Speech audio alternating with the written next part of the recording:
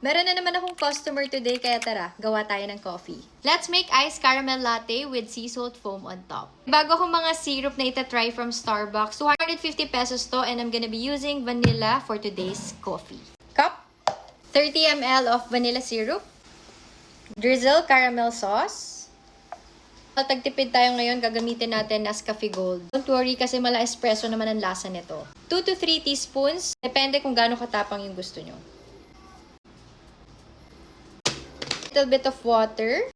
Siyempre, kailangan nyo ng mahiwagang coffee mixer. Add na natin yung vanilla syrup dito, no? Para mix na with coffee. Add ice.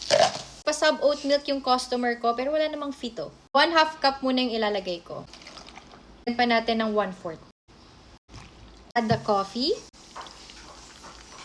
Stock ko na pala to ng sea salt foam, pero ifo-froth ko lang para mas frothy siya pag nilagay sa coffee. Add the sea salt foam. Wow! Extra caramel drizzle. Lagyan natin ng takip. Feeling ko talaga may coffee shop na ako dito sa bahay. A straw. And here's your iced caramel latte with sea salt foam on top. Oh my God! Legit talaga! Parang nasa coffee shop na ako.